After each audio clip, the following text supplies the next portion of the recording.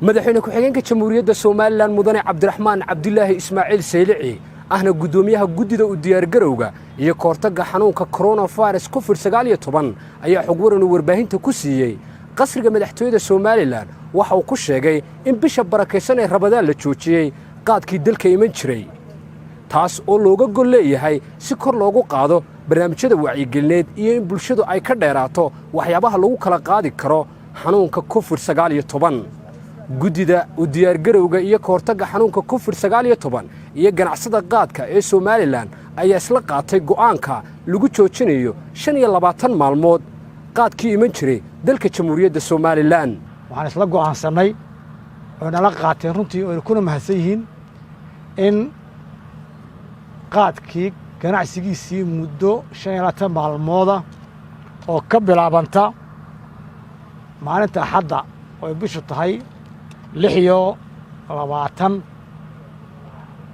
ilaa 22 bisha shanaad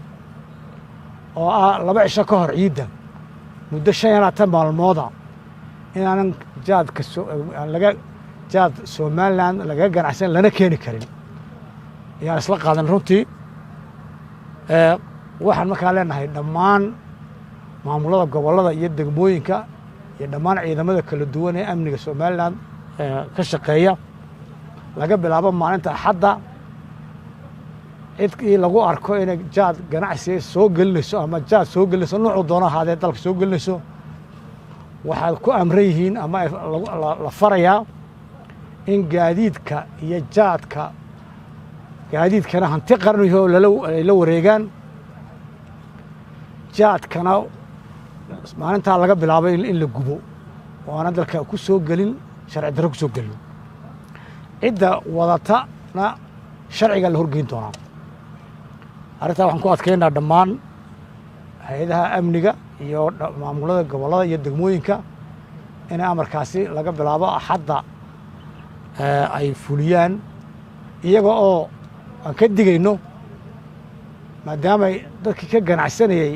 ganacsatada jaadka ay nala qaateen runtii aad iyo aad aan ugu mahadnaqayno runtii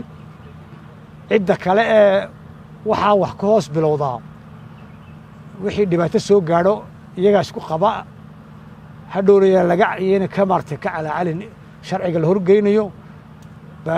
shayga uu hadhow gaadiidu hadduu ku keenay hadduu keenaba qasaarahaasi saas ku qabi doona marka waxaan leenahay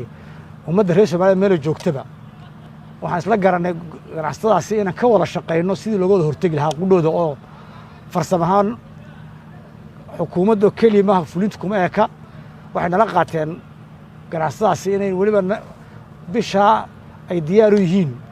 ama 25 maalmood inay diyaar u yihiin inay nagala hawl galaan si loo joojin lahaa marka shacabka reer Soomaaliya meel kasta joogaan waxaan ka codsanaynaa haddaan inagu wada qaadano in wax xanuun baankana dhib nagu yahay in qof walba jaadka iska daayo 25 maalmood oo haddii la waayo qofkii cunay la waayo kii keenina la heli maayo marka waxaan leeyahay ummadda shacabka reer Soomaaliya dhammaan meel joogaba askar ha wada noqdaan ha laga hortago 25 maalmood jaad dambe oo dalka soo gala iyadoo ay tahay danteena oo aan ku wada badbaadinayno lafeena ku badbaadinayno inoo Ilaahay la kaashanayna Ridwaan Caydiid Ismaaciil Akiid telefishinka qaranka jamhuuriyadda Somaliland qasriga madaxtooyada